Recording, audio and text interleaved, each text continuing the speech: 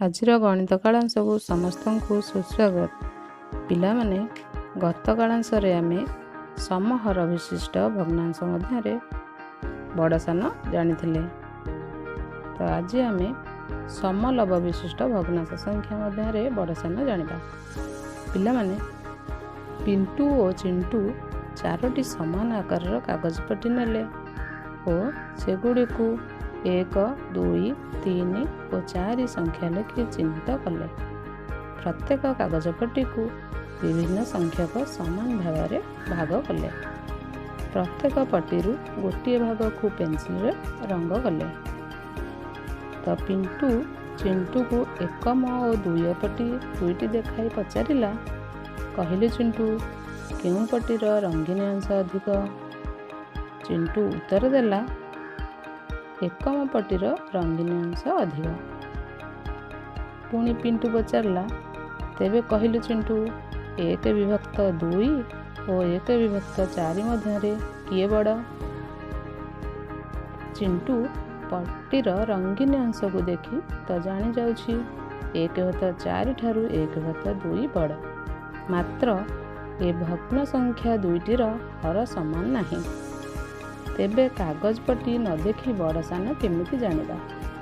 ପିଣ୍ଟୁ କହିଲା ଚିଣ୍ଟୁକୁ, ତେବେ ଆମେ ଆଉ 2ଟି ପଟି ନେଇ ଦେଖିବା କ'ଣ ହେଉଛି। ତାପରେ 2 ଓ 3 ପଟିକୁ ନେଇ ପାଖାପାଖି ରଖିଲା ଓ ଉଭୟ ଦେଖିଲେ 1/5 ଠାରୁ 1/4 ବଡ଼। ପିଣ୍ଟୁ କହିଲା, ବର୍ତ୍ତମାନ ଦେଖେ ଚିଣ୍ଟୁ, ଏଠାରେ ବି ହର ସମାନ ନାହିଁ, ମାତ୍ର ସେମାନଙ୍କର ଲବ ସମାନ। ଏଥିରୁ ଜଣାଗଲା ଯେ 2ଟି ଭଗ୍ନ ସଂଖ୍ୟା ମଧ୍ୟରେ ଲବ 2ଟି ସମାନ ହୋଇଥିଲେ ଯେଉଁଟିର ହର ସାନ ସେଇଠି ବଡ଼। ଆଉ ମଧ୍ୟ ସମାନ ଲବ ଥିବା ଭଗ୍ନ ସଂଖ୍ୟାମାନଙ୍କ ମଧ୍ୟରୁ ଯେଉଁଟିର ହର ସବୁଠାରୁ ବଡ଼ ସେ ଭଗ୍ନ ସଂଖ୍ୟାଟି ସବୁଠାରୁ ସାନ। ଏବେ ପିଲାମାନେ ତୁମେ କୁହ, ପଟି 4ଟିର ଚିତ୍ରିତ ଅଂଶକୁ ସୂଚାଉଥିବା ଭଗ୍ନ ସଂଖ୍ୟା ଗୁଡ଼ିକ ମଧ୍ୟରେ ସବୁଠାରୁ ବଡ଼ କିଏ ଓ ସବୁଠାରୁ ସାନ କିଏ? ସବୁଠାରୁ ବଡ଼ ହେଉଛି 1/2 ଅଂଶ ବା ଅଧା ଭାଗ।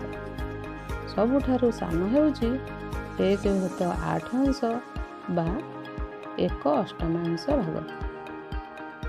ବର୍ତ୍ତମାନ ଆମେ ପଟିର ଚିତ୍ରିତ ଅଂଶକୁ ସୂଚାଉଥିବା ଭଗ୍ନ ସଂଖ୍ୟା ଗୁଡ଼ିକୁ ସାନରୁ ବଡ଼ କ୍ରମରେ ସଜାଇବା।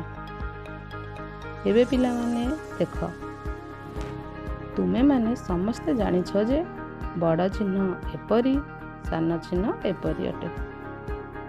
ସାନରୁ ବଡ଼ କ୍ରମରେ ଏପରି ଚିହ୍ନ ବ୍ୟବହାର କରିବ।